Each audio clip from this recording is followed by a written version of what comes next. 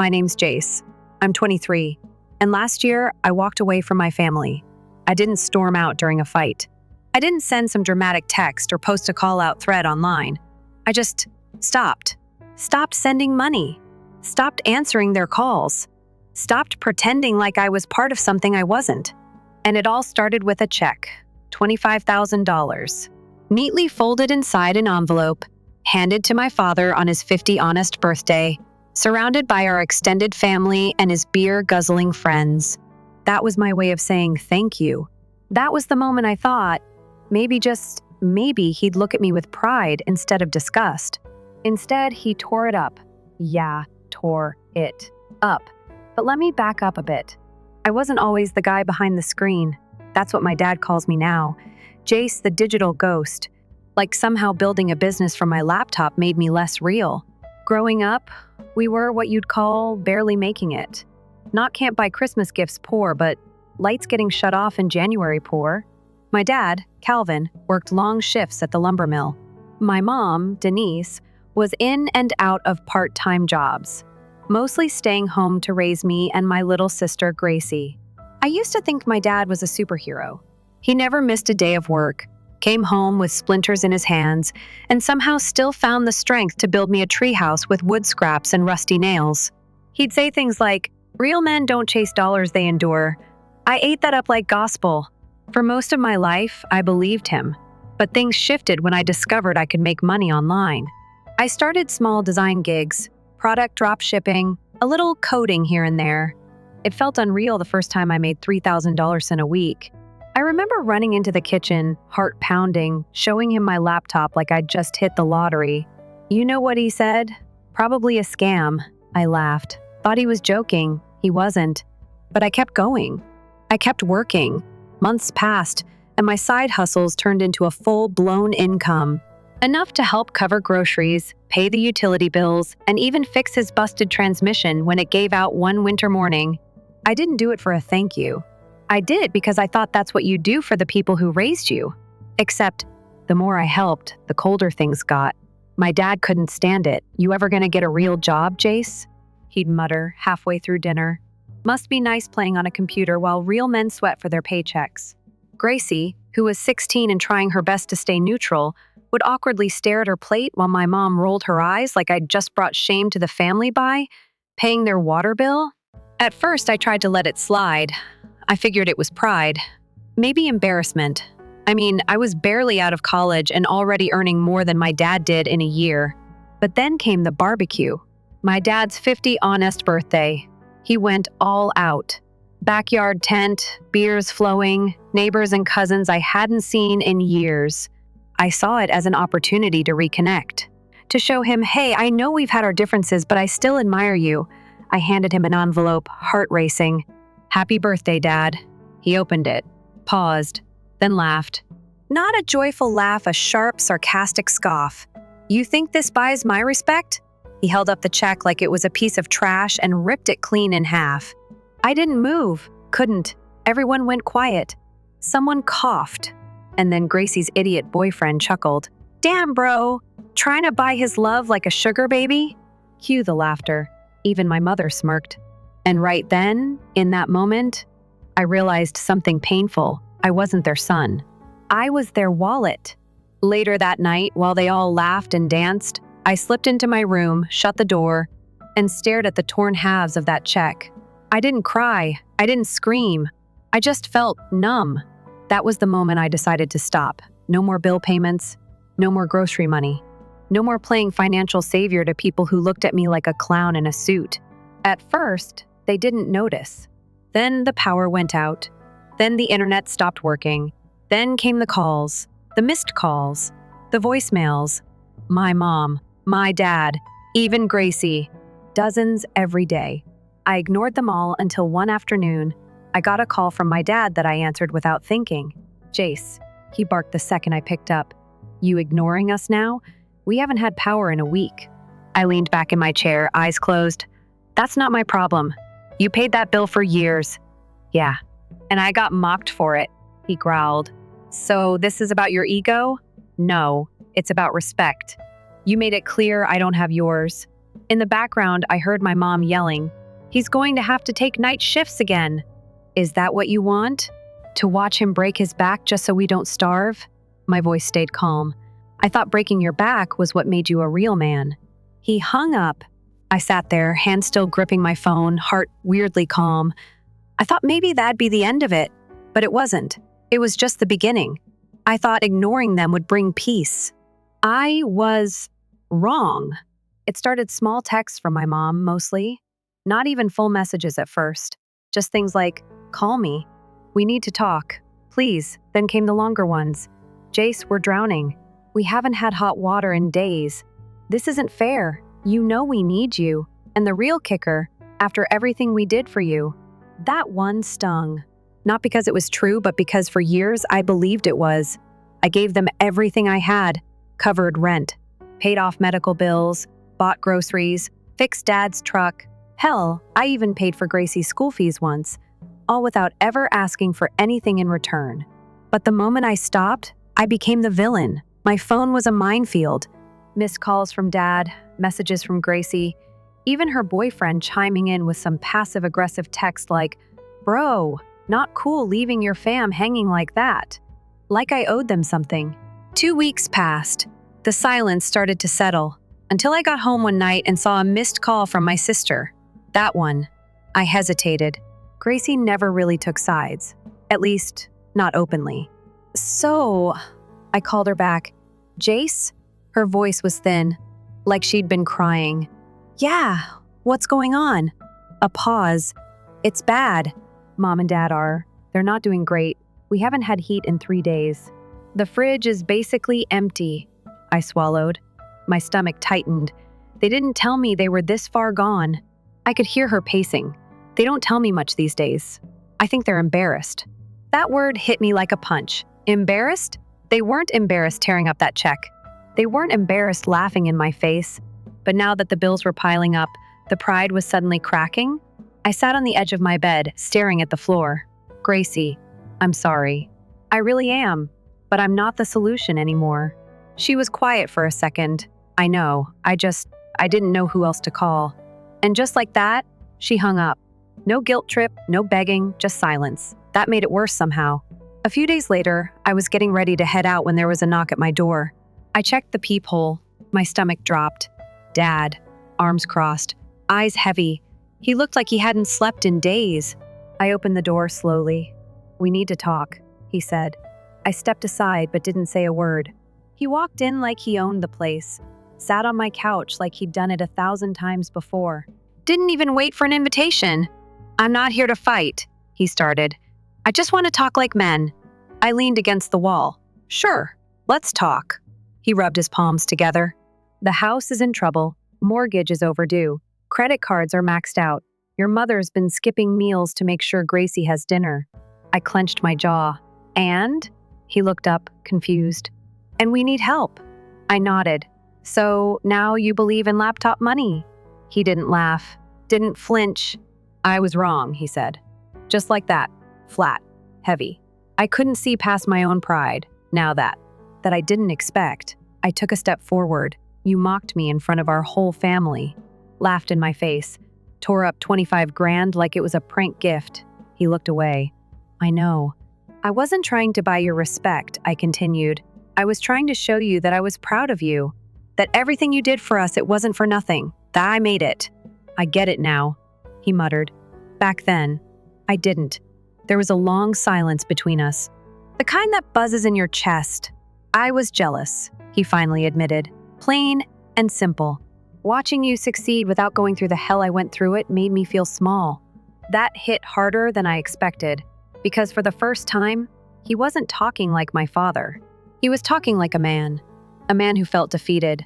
"I worked my whole life," he said, voice cracking, "and I have nothing to show for it." "You have a family," I replied, "but you pushed us away. You pushed me away."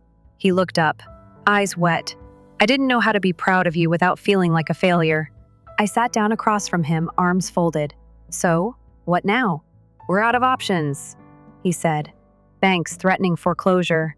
If we don't come up with at least $40,000 soon, we're done." And just like that, the ask was on the table. I stared at him. "So, what are you really asking, Dad?" He sighed. "I'm asking for help, one last time." I wanted to scream. I wanted to throw something, but I didn't. Instead, I said, "Not unless we do it my way." He raised an eyebrow. "Your way?" "Legal. In writing. A loan signed tract, paid back in full." He blinked. "You're serious?" "Dead serious." He nodded slowly. "I'll talk to your mother." As he stood to leave, he paused at the door. "I'm sorry, Jace, for everything. I mean that." And for the first time in years, I almost believed him. Almost. I didn't sleep much that night.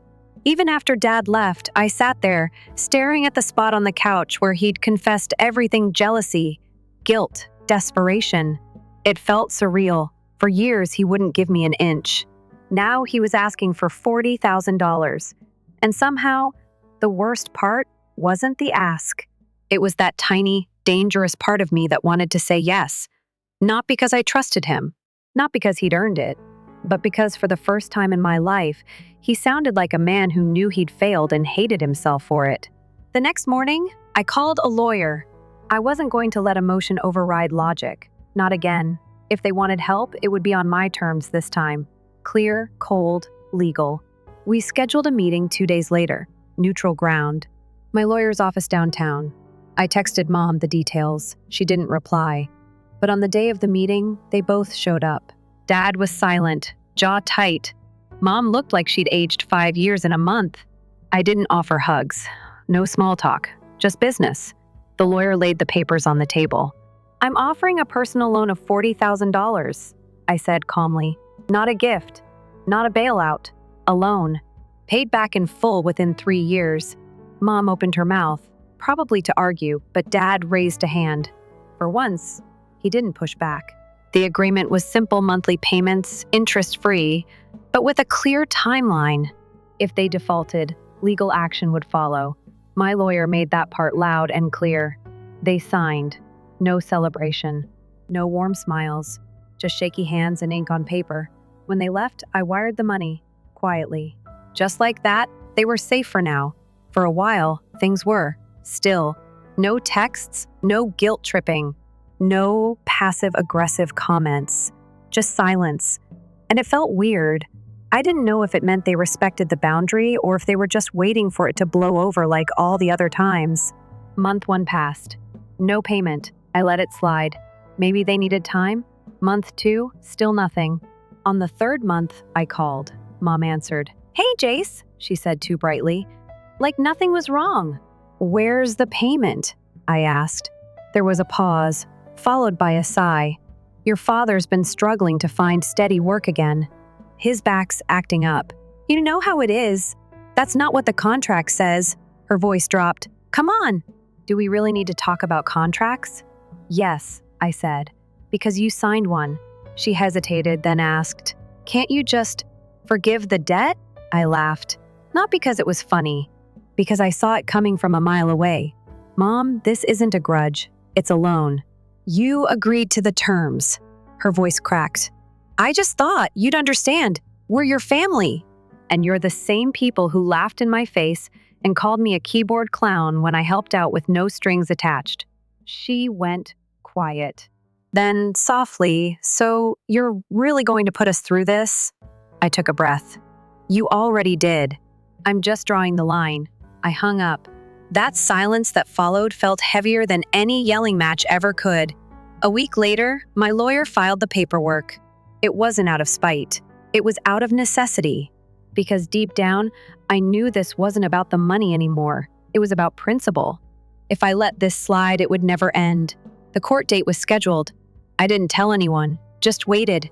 Until one morning, Gracie showed up at my door. I hadn't seen her in weeks. She looked tired, hoodie too big for her frame, hair pulled back like she hadn't cared in days. "I heard," she said. I stepped aside and let her in. She didn't sit, just stood there, arms crossed, lips tight. "They're freaking out." I nodded. "I expected that. Jace, taking them to court?" "What else am I supposed to do?" I asked. "They broke the agreement. They took the money and ghosted me." She looked at me, eyes full of something between sadness and disbelief. "They're still our parents." "Are they?" I said, because when I needed them to believe in me, they called me a scam artist. When I gave them everything, they mocked me. And now that I set boundaries, I'm suddenly the bad guy? Gracie swallowed. They're not good at admitting they were wrong. That's not my problem anymore. She nodded slowly, then turned to leave. Before she stepped out, she said, just promise me one thing. What? Don't become like them. That one hit different. Because even though I didn't say it, part of me already wondered if I had. Court day. They showed up 5 minutes late, dragging their shame behind them like baggage.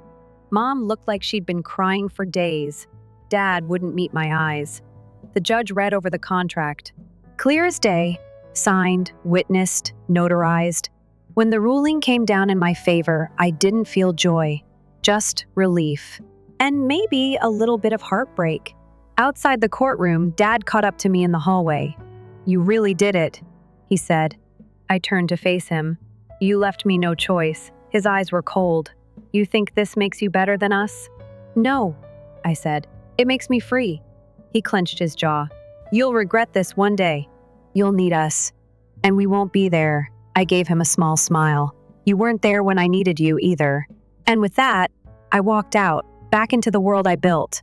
A world where I wasn't the punchline of my own family's jokes. The silence after the court ruling wasn't peaceful. It was loaded. Like the calm before a second storm. They didn't call, didn't text, didn't show up at my door. And yet, I could feel it. That weight. That growing pressure of everything cracking at once. A week after the ruling, the house went up for sale. Foreclosure was officially in motion. It was strange seeing the photos of the place I grew up in online. Front yard cropped at just the right angle to hide the dying grass. Kitchen filtered enough to hide the chipped tile and yellowing fridge. It looked like a house someone else lived in. Not mine. But it was mine once. At least, it used to be. I didn't tell anyone I saw the listing. Didn't ask questions. I knew they wouldn't offer answers anyway. Then one morning, I got a call from a number I didn't recognize. I almost ignored it. Something in me said, "Answer. Hello? Jace?" It was Gracie. I hadn't heard from her since the court hearing. She didn't sound angry, just exhausted. Can we talk? Of course. We met at a diner halfway between our apartments. One of those spots we used to hit after school, back when things weren't so complicated. She was already sitting when I got there, sipping a cold cup of coffee.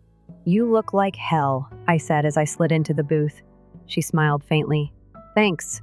Been working 2 jobs and stress baking at 3 a.m. sounds productive. I made 7 loaves of banana bread last night. We both laughed a little. It didn't last long.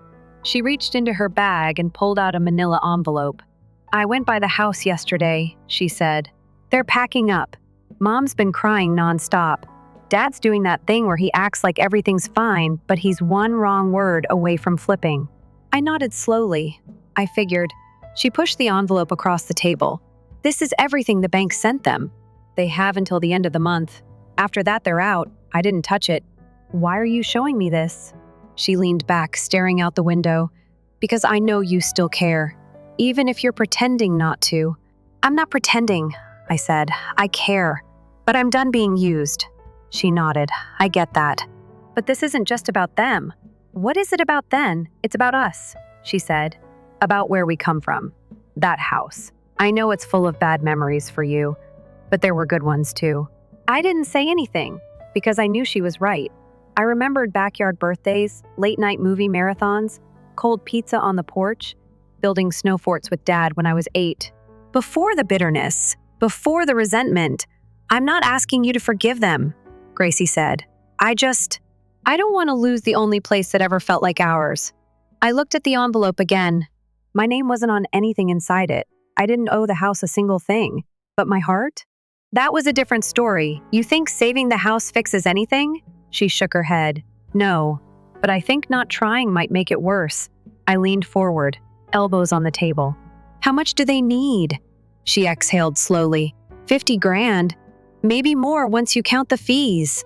I let out a dry laugh. Unbelievable. I know. She pulled out her phone. I have 2,000.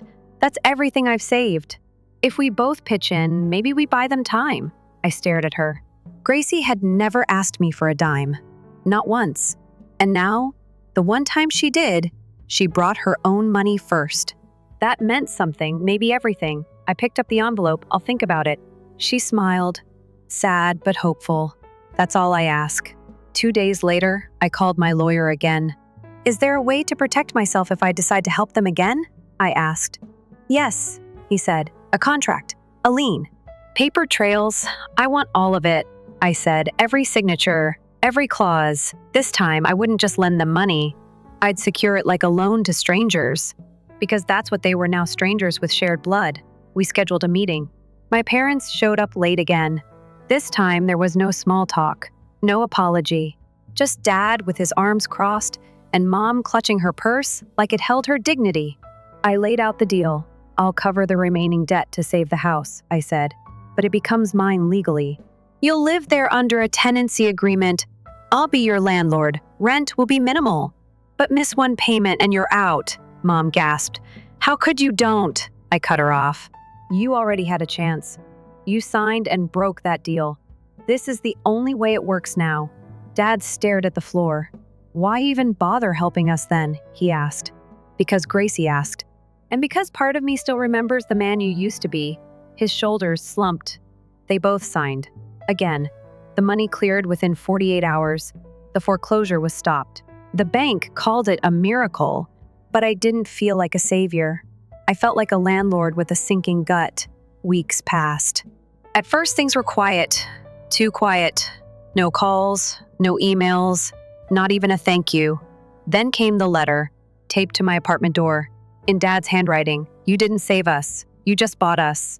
This house isn't your trophy, Jace. It's still ours. You'll see. No return address, no signature, just spite. I stood there, gripping the paper until it crumpled in my fist. I should have known better, but I didn't, because no matter how far I tried to walk away from the past, it always found a way to catch up. The letter stayed on my kitchen counter for days, crumpled, smoothed out, read and reread. You didn't save us. You just bought us. I don't know what I expected. Gratitude? A thank you? A chance to rebuild something? Maybe a handshake? Or silence? But what I got was that letter. That jab in the gut wrapped in ink and ego. It made me realize something I hadn't wanted to admit, not even to myself. They didn't want help. Not really. They wanted control. Even when drowning, they needed to believe they weren't being rescued. That somehow I owed it to them. That they weren't losing. That I was still the little boy begging for approval. And when they couldn't win with pride, they tried guilt. But I was done playing the role they wrote for me. A few weeks after the letter, I drove past the house. I told myself it was just to check on things, make sure the agreement was being followed. But deep down, I just needed to see it with my own eyes, my childhood home still standing. It looked the same from the outside. Same pale siding, same crooked mailbox. But the curtains were drawn tight.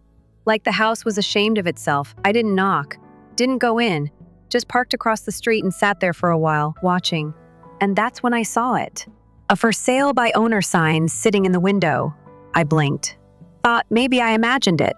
Got out of the car, walked closer. Nope. Bright red lettering. Big, bold numbers underneath. They were selling the house. My house. I pulled out my phone, heart pounding, and called Gracie. Did you know about this? She sounded groggy. Know about what? They're trying to sell the house. The one I own. There was a long pause. What? No. That can't be right. I'm standing in front of it. The signs in the window. I hung up and called my lawyer next. He was already ahead of me. They've been quietly shopping it around, he said.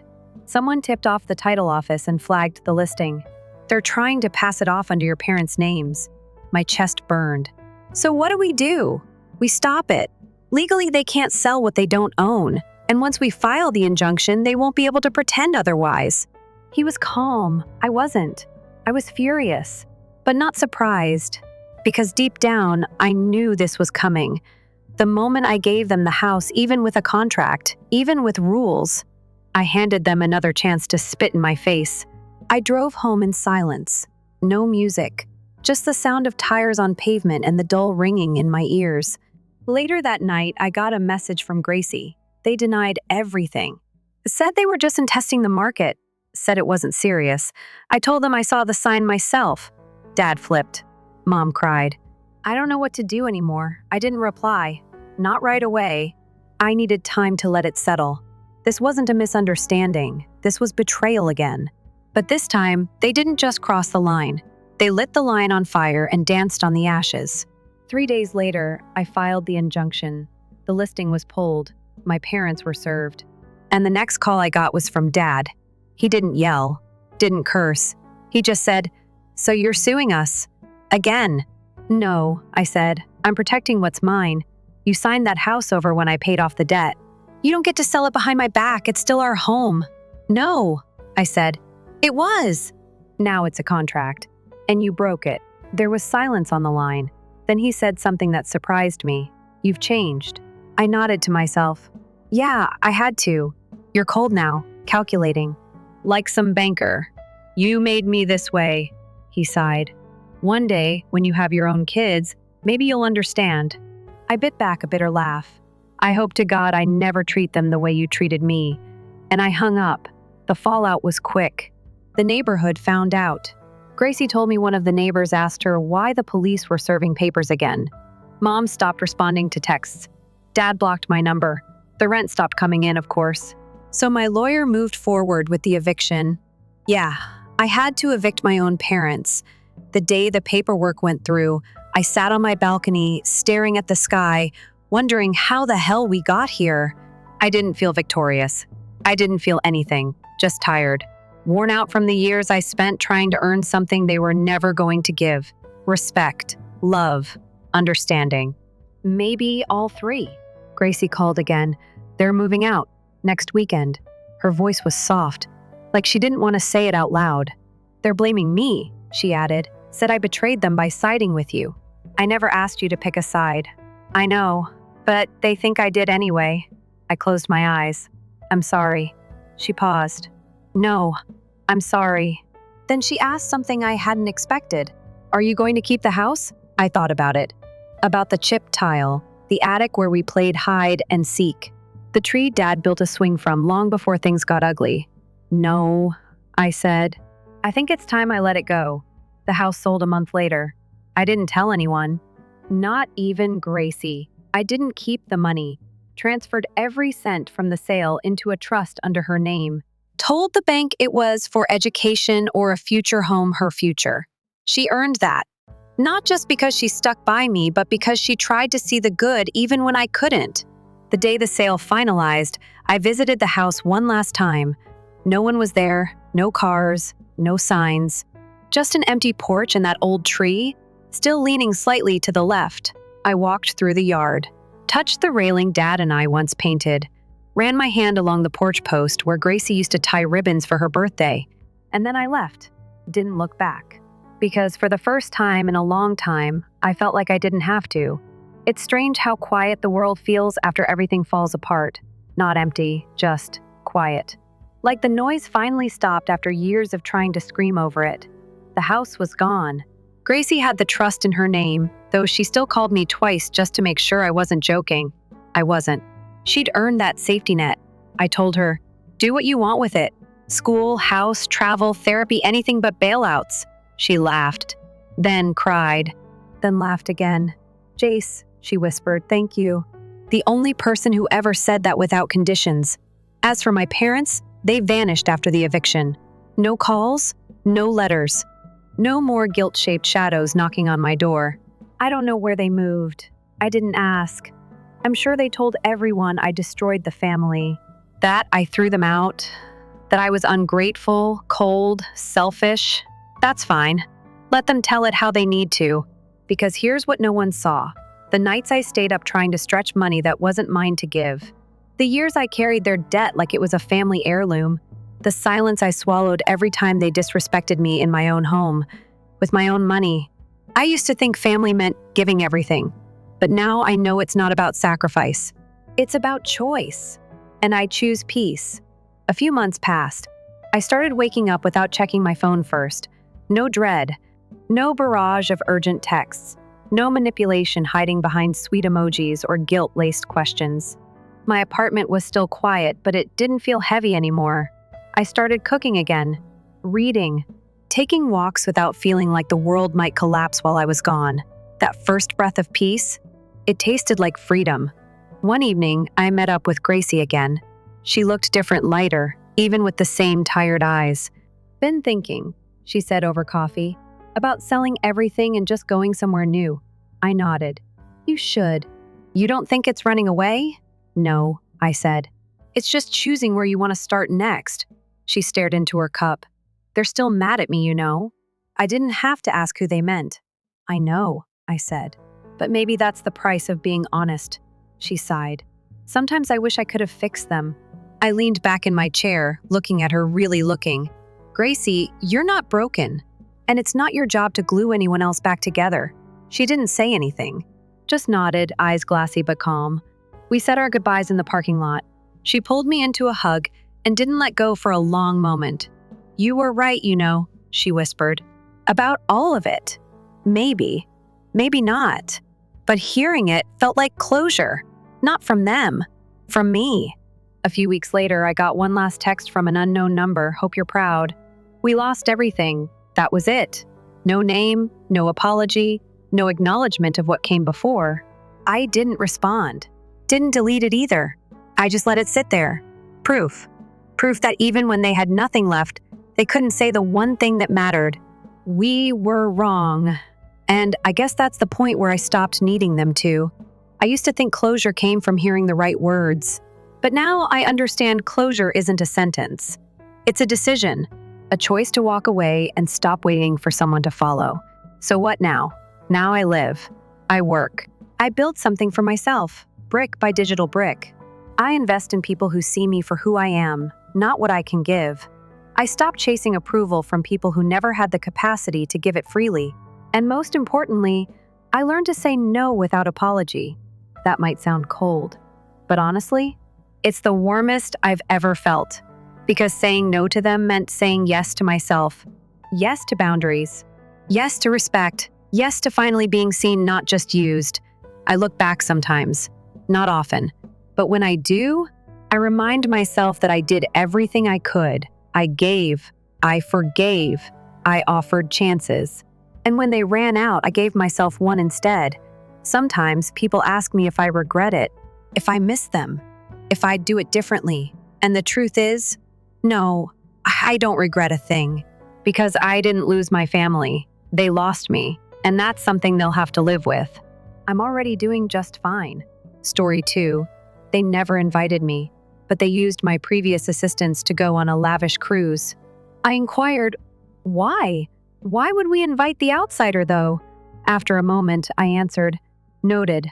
Mom left a voicemail the next morning. "We're awaiting payment." The cruise line blocked their account a few hours later.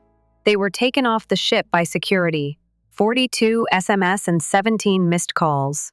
A police number was the source of one. On Instagram, I came across a picture of my parents, my younger brother Matt, and me smiling on the deck of an opulent cruise ship. They were wearing similar white dresses and holding champagne flutes, as if they were trying out for a reality show about ideal families. "Bond journey" was the caption. A trip of a lifetime for the family. It's funny, I had heard nothing from anyone. For many minutes, I gazed at the screen, unsure whether to laugh or simply turn off my phone. I had sent my dad $3,200 3 weeks prior to assist him in repaying his second mortgage. Despite the fact that Matt left community college last semester, I sent him $400 via Venmo 2 weeks ago for textbooks. My mother called in tears 5 days earlier, expressing uncertainty about how they would pay for the utilities this winter. However, they managed to afford a 7-day opulent Caribbean trip, and I wasn't even invited. More than anything that detected the third ring, I phoned out of morbid curiosity. He heard my voice and responded, "Oh, no, hi there, no. Hello, how are you? Just however, it appears that you all joined. All right?" I spoke in a steady tone. A pause occurred. "A lengthy one." "Yeah, we thought we deserved a break," he added. "This year has definitely been difficult," I added. "And for this one, I suppose I'm not family enough." His reply sounded prepared since it was so informal. We would invite the outsider, but why? I took a while to reply. I left it hanging there. I then hung up after saying, "Noted." My mother left me a message when I got up the next morning. She spoke in the same delicate, breathy voice she used to express her desires. "We're waiting for the money, honey. Would you kindly send it today? We still have to pay for the excursions, and the ship's internet remains erratic." Something suddenly struck me at that moment. I was on the cruise line's website an hour later. The receipt I used to settle their last-minute debt was still with me. They had made a temporary deposit using my card. Do you recall? As it happens, that grants you rights. Their on-ship account was frozen by midday. By 2:00 p.m., they shouted about family treachery and that they would be suing someone as security led them off the boat in front of other visitors. I got 17 missed calls, 42 messages, and one voicemail from a local police department number by 5 p.m. I put it on the speaker. It was a deep, forceful, and strange voice. "This is Port Authority Officer Reynolds. Regarding a financial issue concerning your family, we must talk to you. Kindly call me back as soon as you can." With my phone in hand, I leaned back in my chair and grinned for the first time in a long time. I should have anticipated this. The cruise wasn't the beginning. That was only the icing on the cake. For years, the rot has been spreading. I simply ignored it. It began modestly. At least that was how it appeared. After graduating from college, I obtained my first professional job and moved into a small flat. The next day, I received a call from my dad asking if I could arrange for them to do an unexpected plumbing repair. Only for a few weeks, he had stated. "As soon as we can, we will reimburse you." Before it was Matt, I never saw a penny. Despite his second semester dropout, he continued to claim it was a short leave of absence to work things out. By the way, I paid for those semesters. The 3 of them. Rentable books and tuition close to college. Everything. When his last laptop died, I even got him a new one since he spilt Red Bull on it while attempting to finish a paper he had never written. I first convinced myself that it was what big brothers and decent sons did. Perhaps I just wanted to be the person I needed when I was younger since I didn't have a sense of security growing up. The problem is that they kept asking. Furthermore, it was never, "Thank you. You always had us covered." I became aware that I wasn't supporting my family at that point. They were being funded by me. They had no trouble, not at all. Simply put, they had no desire to spend their funds. Even yet, they continued to play golf every weekend. Like clockwork, Mom had her hair colored. Matt had a gym membership with a smoothie bar, the newest phone, and AirPods. I was chasing deadlines and subsisting on ramen in the meanwhile. They were aware that I wouldn't refuse. The bait was guilt. The penalty was silence. The worst part, too. They made no effort to act as though they appreciated me. When I once mentioned cutting back, my dad laughed and replied, "You're not married, no children. What else will you buy with your money?" Matt was terrible. He pretended that he was entitled to my assistance. "I'm the golden child, so you're just jealous," he once quipped, half jokingly, but not really. He wasn't even corrected by Mom, she chuckled. In fact, I laughed. In retrospect, I believe that Thanksgiving of last year marked a turning point. All of us were at my parents' house. I had already paid the whole $400 food bill. I also cooked half of the meals. Matt gave everyone novelty socks and arrived late, smelling like marijuana. When the subject of money came up at dinner, he most likely grabbed something last minute from a petrol station.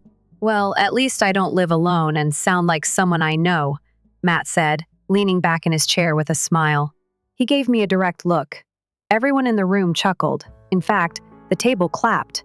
Without glancing at me, he said, "Come on, don't be mean. Your brother is a big help. AIDS." As if I were a supporting character in their life narrative. A useful, non-arc lecture. I heard them in the kitchen that evening while I was assisting with cleanup. "He's always so theatrical, Mom. At least he can provide for our family if he isn't going to start his own." I swear, there are moments when I believe Matt intentionally keeps himself unmarried. "We need more money." I remained silent and they were unaware that I was in the hallway.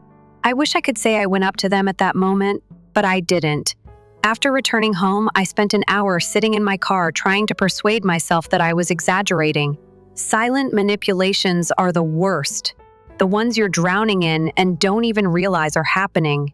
However, 2 weeks before to the vacation, the last straw was delivered. Mom had phoned again, stating that she needed a little extra money to assist with Matt's rent. I submitted it without giving it much thought. After that, I looked through my brother's Instagram story. He spent 2 consecutive nights at a rooftop bar in downtown Miami. The caption was well-deserved. I questioned him about the whereabouts of the money the following morning. He said, "I used it to breathe. That's okay, right?" Then added additionally, "It's not your business how I run my life." You sound like Dad when you get like this.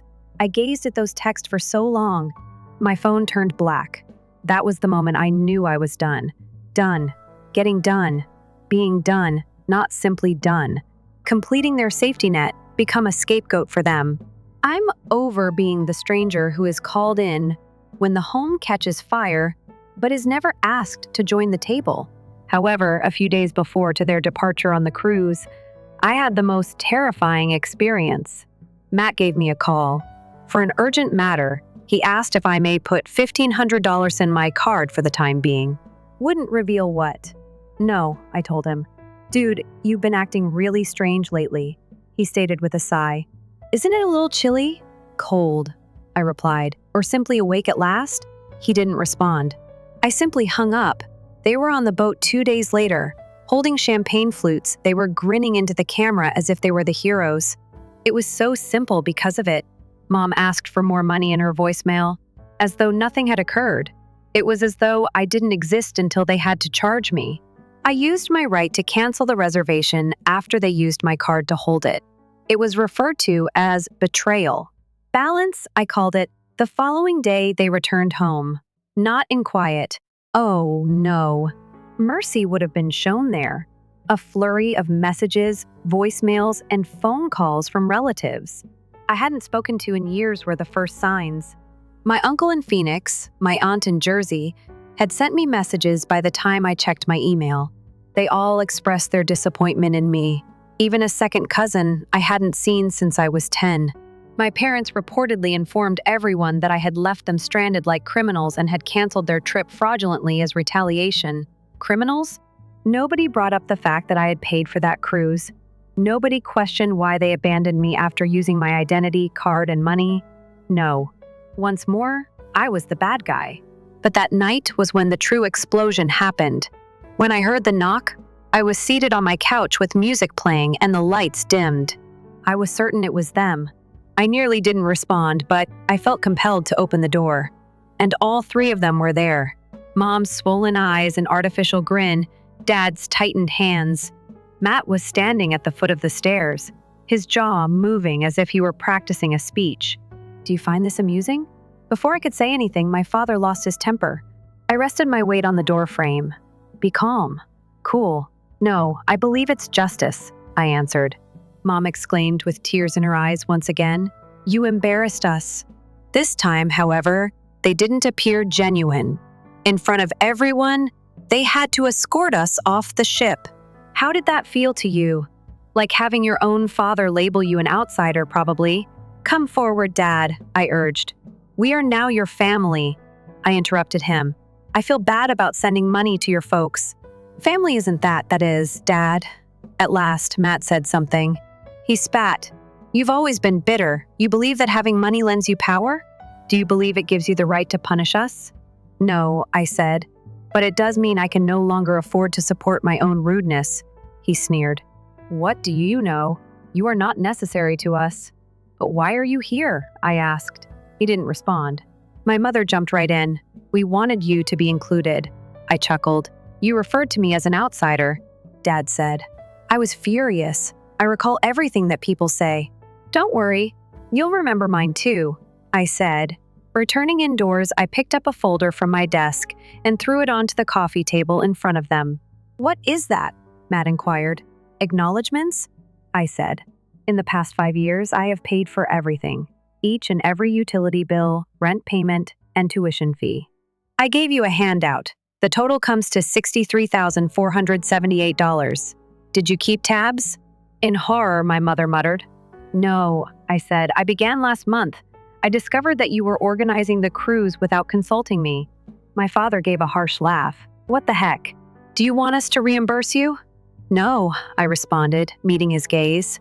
I want you to go and never come to me again for anything.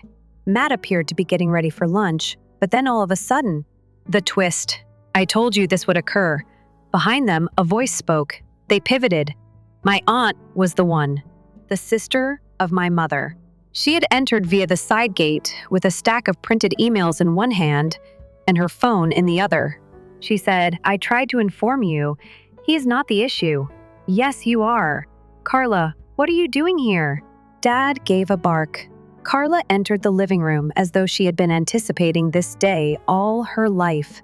She said, "I saw the texts, the ones you forwarded to his family, about how, when he handed you the money for the cruise, you were going to ultimately cut him off." I went cold. She faced me. "After the trip, they're going to come see you," she whispered quietly. "Said, you were becoming overly domineering.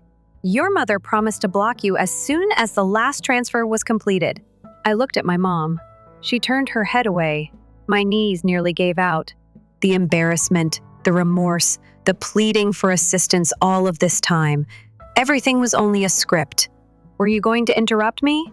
"Slowly," I said, "once I had paid for everything." Mom muttered that it wasn't like that. What was it like then? Quiet. The last hit was delivered by my Aunt Carla. She stated they attempted to tell me about it. "Instructed me to inform you that Matt required surgery in order to expedite the opening of your wallet." "No," I told him. I took a seat. From tiredness, not weakness. I believed for years that I was the one who was messed up. The frigid one, the outsider. However, the reality was easier than I had ever thought. I was the only one with a clear view. Matt bounded out. Then came it. Mom lingered for a moment, like she was going to say something, perhaps offer an apology, weep, perhaps. But that was all she said. "I hope all is well with you." I got up, went to the door and flung it open. I said, "I'm not happy, but I'm free at last." I shut the door after that, for good this time. I received a call from a blocked number 2 days after I slammed the door. I allowed it to ring. And then there was another, and yet another. I picked up at last, irritated, all set to snap. However, it wasn't family that greeted me. Officer Reynolds is the port authority here. We had a quick conversation. "We must ask you some questions, ideally face to face." I felt sick to my stomach. His words were tight, but he was composed and professional, as if he had something to hide. "What's going on here?" I inquired. A pause occurred. "It has to do with a fraudulent payment claim that your brother Matthew and your parents made. They claimed that you accessed their cruise account and cancel services without their consent by using their personal information." I lost my train of thought. I didn't. I started, but he interrupted me. "He said we had already looked over the reservation, Mr. Miller. It was your card that was used. Your flat is the same as the billing address. The account was in your name, according to the cruise line. Why then?" He claimed that they submitted a false report, and that adds a little complexity to this. "An official statement will be required." I was lightheaded. They weren't merely dishonest. After everything, they attempted to burn me. After everything, they presented me as the criminal when they went to the police, simply because I declined, simply because I'm no longer their bank. The following morning, my lawyer friend Marcus and I arrived at the Port Authority office. I brought all of my receipts, emails, and screenshots. Officer Reynolds didn't waste time. When the cruise account was frozen, he explained everything. The payment problem was noted by the cruise line. "Your parents claimed you were impersonating them to sabotage the trip." I blinked. Sabotage. "I booked the thing." "I know," he said. "They said you volunteered to help, but used the card to gain control." My blood boiled. "That's called paying for something, not sabotage." He nodded. "Don't worry. We're not pressing charges. But the cruise line is. They're suing them for breach of agreement and attempted fraud because they filed a dispute to reverse the full charge. After they'd already enjoyed the first 2 days of the trip? Unbelievable. They tried to screw me and the cruise line." Officer Reynolds leaned forward. But here's where it gets interesting. He slid a manila folder across the table inside. Screenshots. Printed text messages. One from Matt to my mom. "He thinks he's smart. Let him pay for it. Once we're on the ship, he can't touch us." Another from my mom to my dad. "Let him feel useful. We'll block him once the final payment clears." The messages had been retrieved from the cruise ships. Guest internet logs. They've been using the onboard Wi-Fi under my name. Everything was stored. Everything. I sat in quiet, fist clenched. All those years of helping, sacrificing, carrying them while they wouldn't raise a single finger, and their entire goal was to cast me out the moment I'd accomplished my function. I wasn't their son, I was a tool, but it wasn't the worst part. Reynolds gazed at me. "There's something else," he said. "I pondered whether to tell you, since one of the texts mentioned your employment." My head snapped up. "What do you mean?" He gave me another printout. "A note from Matt to someone named Aaron. You work in his workplace, right? HR dude or something? Inform them that he is experiencing mental health problems. He might be able to escape. He's becoming dangerous." I gazed at the document. Matt attempted to fire me. He messaged one of the guys in my building. Someone I vaguely knew from HR was attempting to isolate me by implying that I was unstable. Stop me. I was unable to talk at all. My companion, a lawyer, leaned forward. "Are copies of these available to us?" he inquired. Reynolds gave a nod. "That night, you'll need them." Not because I was afraid, but because I didn't sleep. But since I had a clear view of everything, right now, I hadn't merely been exploited by them. They nearly succeeded in their goal of erasing me. I packed the remaining boxes the following morning. In any case, my lease was almost up. I sent one SMS, signed the last documents online, and gave my new landlord a call. "You are all finished then? No guilt, no calls? Don't act like we're relatives. You attempted to destroy my life. You failed in your attempt to destroy my job. Never again mention my name. I banned all emails and phone numbers. Even modified mine. Days passed in silence until I received a letter in the mail. It was written by hand, no address for return. There was a single sentence within. You subjected yourself to this? No signature, no name. However, the handwriting was familiar to me. Matt, the same man who said he didn't require my help, the same person who attempted to ruin me. And he was still accusing me now. I gazed at the document. I considered setting it on fire. Rather, the first pinned it like a prize on my refrigerator, a reminder of my progress and the fact that I will never return. Half a year has passed. I currently reside in a different city. Smaller, less noisy, the type of place where your landlord genuinely fixes things and the coffee shop knows your name. It's not much in my new flat. There is a single bedroom with bare walls and a squeaky couch. However, it is paid for in my name, with my money, and there are no conditions. No voicemail bombs, no guilt. No love-sounding phony emergency. Only air. The first week following my departure, I waited. I kept looking at my phone. Like a person who wants to get high, they were aware that it would harm them. However, it remained silent. They had truly let go. No admissions, no excuses. Just a fresh start. It ought to have been painful. It didn't. Because here's the problem with letting go of individuals who have taken advantage of you. They are not missed. You miss the person you acted like they were. I quit acting as though I had landed a better paying job. Really, I fell asleep? Do you sleep? The phone on your breast is not it. Sleeping like a person waiting for a disaster. I joined a gym for boxers.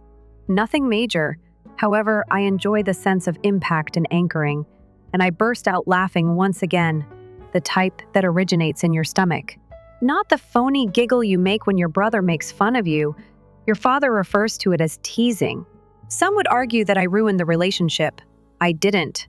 A home was already on fire, and I simply left it.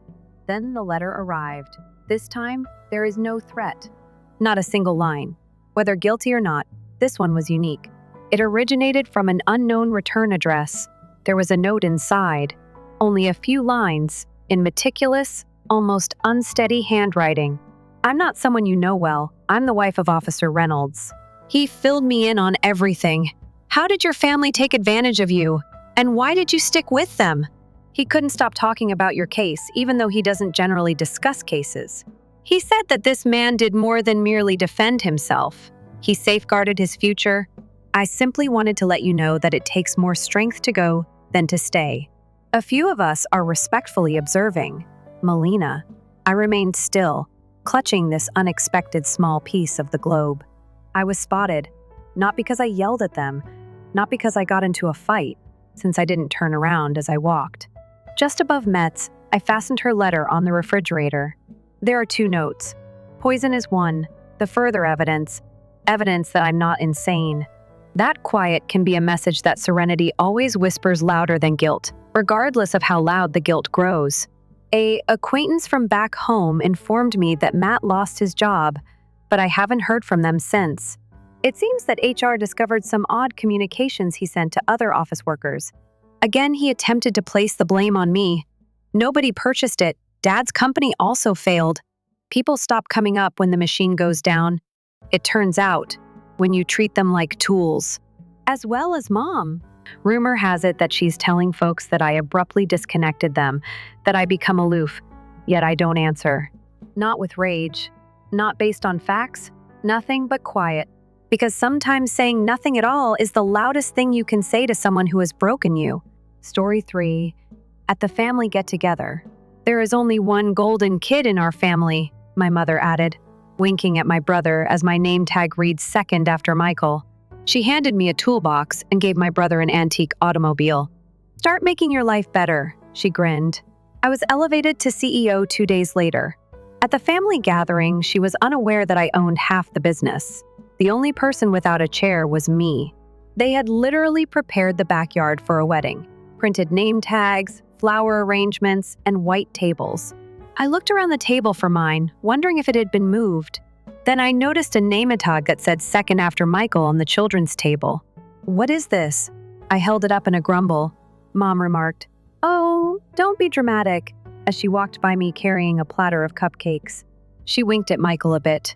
We all know there's only one golden child in this family. Michael laughed and snorted. It's only a joke, come on.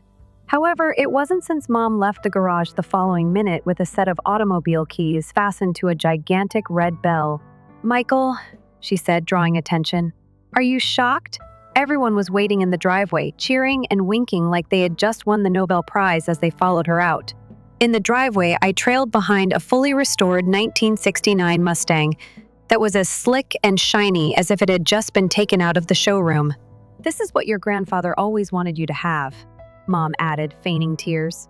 All these years, we kept it safe. My dear, you deserve it. Michael was on the verge of tears before his mother turned back to face me. You did not believe that we had forgotten. Did you? When she tried to nicely embarrass me, she always wore the same fake grin. She returned with a toolbox in her hand after bending behind the table. It's not a novel one, not even tidy. An antique toolbox that appeared to have been taken from a scrapyard. She pressed it into my hands and said, "This is where you can start making changes in your life." The crowd let out a few snickers, and Marianne even gave a clap. Both of them gave me the look of a stray dog as my cousin. Tommy murmured something to his girlfriend. I nodded after taking a deep breath. Wow, thanks, Mom smiled. You see, he understands. They all chuckled, went on.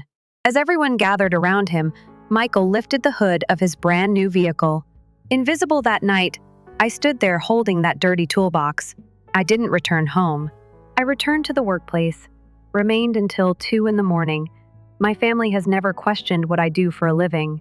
They believe me to be a desk joiner with a fancy title, but no real character. Let them believe that. 2 days later, I watched the boardroom fill the chair at the head of the table while I sat in the top floor corner office. Now that was mine. What? Did they not know? What Mom still doesn't know is that the company that just made me CEO, I've owned half of it for 3 years. So, yeah, I got her message loud and clear. Now it's my turn to deliver mine. They've always treated me like a background character in Michael's movie growing up. It was obvious who the favorite was. Michael, the golden boy, the athlete, the charmer, the one who just needed time to find himself when he dropped out of college twice. Me? I was the fallback, the mature one. The one who picked up the slack when things went wrong, who never needed help and therefore never got it. It started small. Can you help Michael out with his rent this month? Just until he finds a new job. That was year 1. By year 3, I was paying off Michael's car loan credit card debt. And once his dog's vet bill, because apparently even his golden retriever was more lovable than me. Family helps each other, Mom would say sweetly over the phone. But what she really meant was, you helped Michael. Dad never said much. He just nodded while Michael drained their retirement fund. Dream by dream in me. I was too proud to push back. I didn't want to look like the jealous brother, so I paid every month quietly, even when Michael was out at bars, networking. Even when he showed up in Gucci sneakers, he got on sale. Even when Mom bragged to the neighbors that Michael's working on a startup idea, while conveniently forgetting who was footing his actual bills, they never asked what I did, never visited my apartment, never asked how it was managing. They just assumed I keep going. The breaking point started with a phone call at 11 p.m. "Hey," Michael said, casual as always. "You got a sack?" He only ever called for one reason. "I need a small favor," he added before I could answer. "Just a few thousand. My car broke down and I've got a date this weekend." Well, two actually, long story, and I'm kind of stranded. I'll pay you back eventually. I didn't say anything. "You still there?" he asked. "Yeah, just thinking," I replied. "Did Mom put you up to this?" A pause. He laughed. "What?" "No, but she did say you've been kind of moody lately." "Everything okay, bro? Moody?" I'd sent him money for years, and now I was being called moody because I wasn't jumping to cover his Uber bills that weekend. I stopped by my parents' house. Mom was sipping her tea, watching one of those interior design shows. She always said you'd like if you tried being creative for once. "You know, Michael's under a lot of pressure," she said before I even sat down. "From what I asked. He doesn't have a job. He's exploring options," she snapped. "Not everyone's a workaholic like you." I laughed. "You mean like owning a company?" She blinked. "Oh, honey, we know you say you're important at work, but come on, let's be honest. You're more stable. Michael's the risk taker." She said that with a straight face, as if stability was a flaw, as if owning 49% of a fast-scaling tech firm was less valuable than Michael's half-finished podcast project. I stood up. "Let me guess," I said. "You want me to help him again?" "It's just a car payment," she shouted, suddenly defensive. "He needs it to get back on his feet. He's finally got an audition this week." "Audition?" He was 32. "What did Dad say?" I asked. "Your father agrees, and frankly, it's the least you can do. After all we've sacrificed for you, all they've sacrificed for me." I looked at her like she just slapped me. "What exactly did you sacrifice, Mom?" She hesitated. "We fed you, gave you a home, let you borrow our old car in college?" I shook my head. "You sold me that car?" She waved a hand. And that's when I realized something brutal and freeing all at once.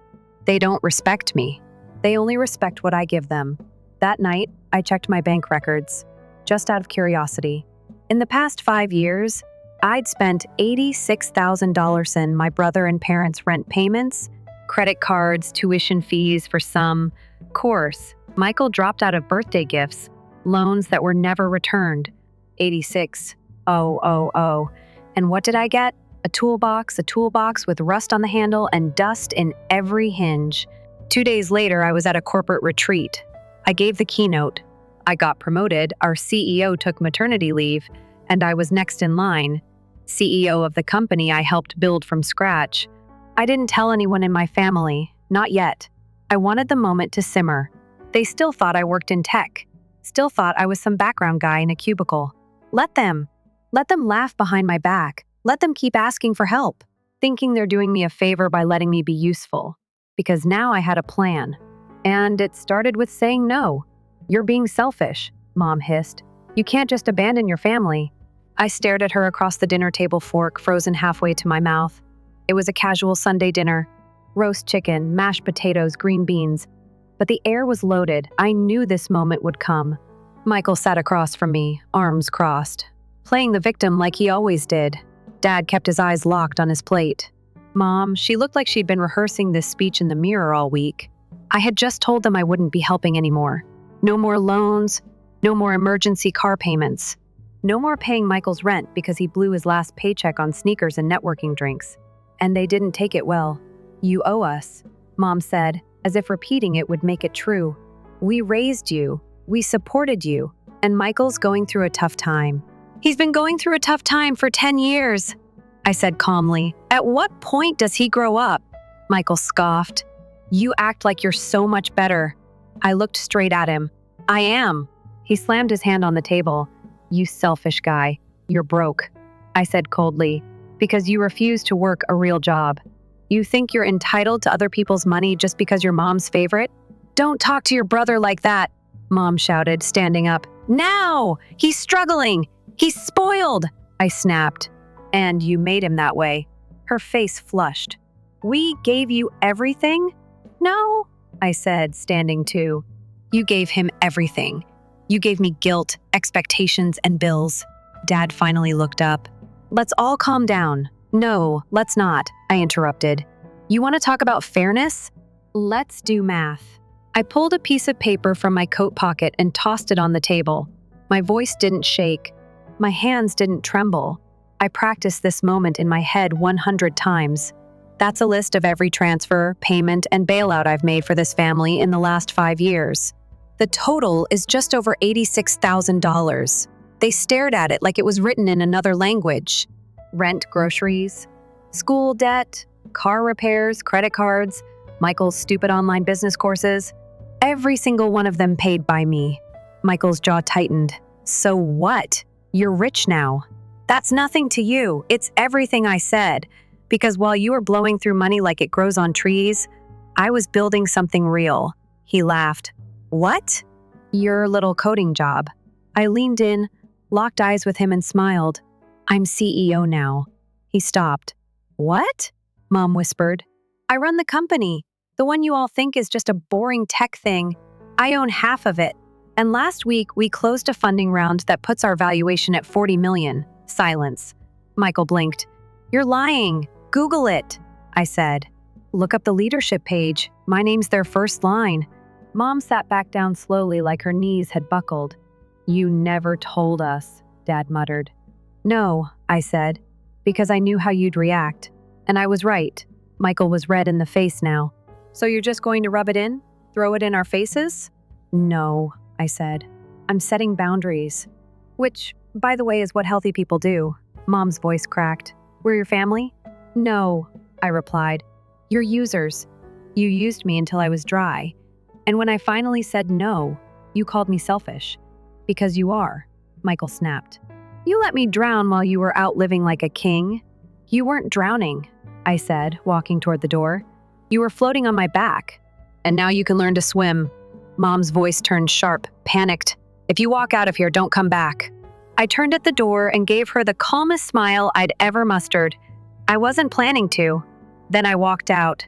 And for the first time in years, the silence that followed felt like peace. I didn't look back after I walked out that night. No dramatic flinching. No second thoughts. I got in my car, started the engine, and let the GPS guide me home like I was escaping a fire. And in a way, I was. The next morning felt surreal. No messages, no missed calls, no guilt-laced voicemails. Just silence. It was beautiful. For the first time in years, I made breakfast without checking my phone for someone else's crisis. I played music loud, drank my coffee on the balcony, watched the city, blinked to life, and thought, this is what peace feels like. But peace in my family never lasts. By day 3, it began. First came the passive-aggressive text from Mom. I hope you're proud of yourself. Michael's devastated. Then Dad chimed in with something colder. Family isn't supposed to be transactional. And finally, Michael himself. You think you've won? You haven't. You'll see. I blocked all 3 because I wasn't interested in playing their game anymore. Instead, I focused on what mattered: work, growth, and rebuilding the version of myself that wasn't tied to their approval. And for a while, things were good. My assistant noticed. I smiled more. My CFO said, I look 10 years younger. I went to the gym, booked a vacation to Barcelona, finally opened that savings account. I'd been too busy funding Michael's life to even think about. But then came the letter. Not an email, not a text. A real handwritten letter shoved under my apartment door. It was from my Aunt Veronica, Mom's estranged sister. We hadn't spoken in years. She lived 2 states away and had cut off contact with the family after some old drama no one ever explained. I opened it with mild curiosity, expecting something weird or spiritual. Instead, I got this. You don't know the whole story. You were never supposed to. I saw what they did to your father's business after he got sick. I watched your mother give everything to Michael, and I mean everything. And I kept my mouth shut because I thought it wasn't my fight. But you deserve to know. Michael's been recognized as co-owner of your parents' assets since he was 21. The house, the funds, even the land your grandpa left. They placed everything in his name years ago. And guess what? They told the rest of the family that you refused to help, that you were selfish, that you abandoned them. They've been changing the tale for years. You were never second after Michael. You were never in the race at all. I froze, reread it twice. My stomach twisted into knots. All those years, all that money, and they've been putting him up to inherit everything behind my back. I didn't care about the land or the home or the fortune. I cared that the entire time they were guilt-tripping me into paying Michael's debts. They had already granted him the kingdom. I was sponsoring a royal with a crown I never knew existed. I phoned my lawyer, and just like that, it all unraveled. He obtained account statements, property documents, and joint ownerships I was unaware of. Through back routes, titles were stealthily moved. Michael had access to a family trust valued at more than $400,000 and was officially a co-owner of 3 homes. They informed me there was no such thing as money, broke. Hard times, they remarked. They said, assist your sibling. It was a hoax, they said. It was a gradual, protracted, well-planned scam. That night, I felt empty as I sat in my office and gazed out at the skyline. It went beyond simple treachery. It was a systematic issue, included into the family unit. Lie after lie, block by brick. Then I received the unexpected phone call. I'm not sure why I replied, Michael. Perhaps I wanted to hear him writhe. Hey, he claimed to have a flat voice. No swagger, no arrogance. I remained silent. I am aware of the letter. When he did say it, Veronica revealed her true nature. I am aware of the trust. The properties, I said. The phony broke the act. Everything. He let out a sigh. It's not what you think you see. That's precisely what I believe. I lost my temper. While you sat on a 6-figure cushion, you allowed me to pay your expenses, he blurted, because they made me. All right. It's the only way I'll ever succeed, they claimed. They said that you never gave a damn about the family and that you were leaving nonetheless. And you think that? I inquired. You didn't respond. I gave a harsh, icy chuckle. What's humorous, do you? Even though I knew you were lying, I continued to give. I didn't want to think that my own relatives might betray me. He made another attempt. What should I say, in your opinion? I'm not looking for an apology. I want you to remember this moment, I said. He didn't say anything. Because one day, I added, I won't be here to pick up the pieces when that trust runs out and the empire falls apart. I hung up after that. The twist, however, wasn't that. 3 days later, I received a call from an unidentified number, which was the genuine shot. Brian was the one. My dearest pal since childhood. Breathing heavily into the phone, he added, Dude, have you watched the news? I retrieved the headline from the local newspaper. Family Trust is being investigated by the IRS for alleged fraudulent activity. It becomes out that Michael had unlawfully faked a few paperwork to get quicker access and had dipped into the trust. An anonymous tip was sent. Not me, not Veronica, another person. The assets were frozen. The accounts of Michael were locked. The properties were put through an audit. Suddenly, the prince's crown was taken away. I grinned. Because retaliation isn't always necessary. The truth speaks for itself. I used to believe that abandoning family equaled failing. I realize now that it's freedom. My parents didn't call me on the day the IRS froze the family trust. Not to elaborate, not to say sorry, not to refute it even. They simply stopped talking. Michael, however, destroyed my phone. In 2 days, 32 calls were missed, voicemails ranging from angry to pathetic. My life was wrecked by you. Just talk to Mom and Dad, please. Assist us in fixing this. All right. Act as such.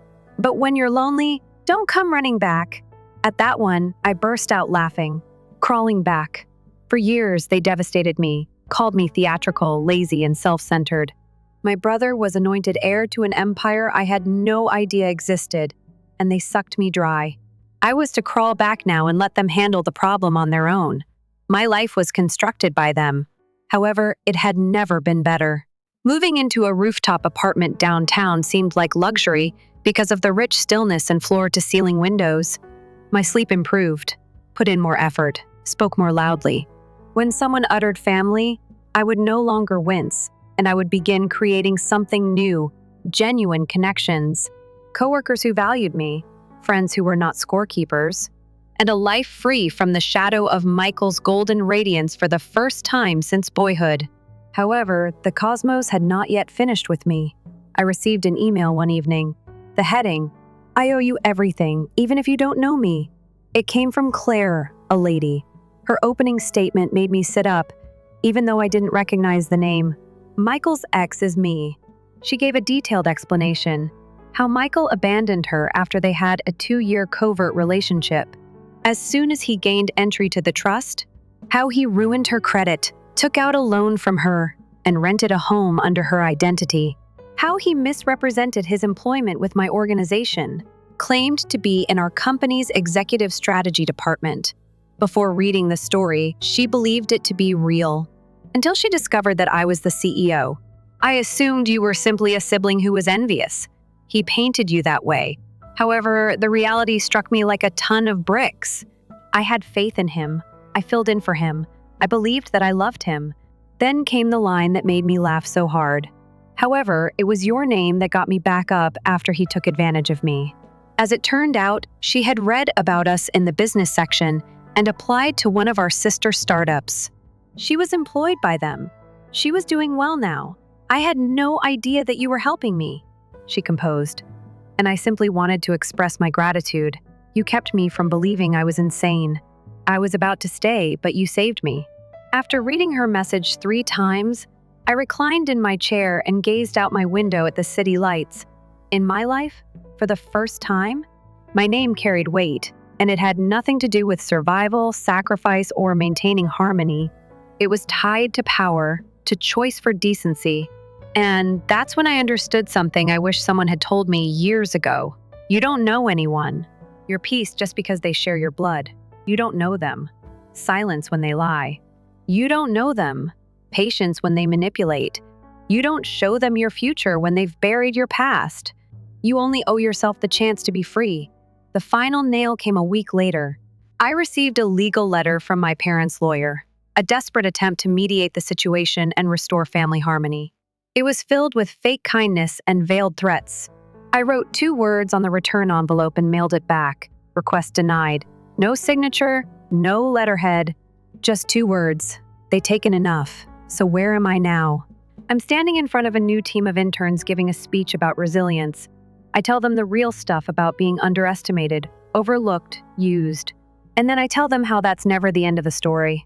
That sometimes the fire you walk through is the same fire that burns down the bridge behind you. And that's okay. Some bridges need to burn. My family still talks. I've heard it. Veronica says they're playing the victim card hard.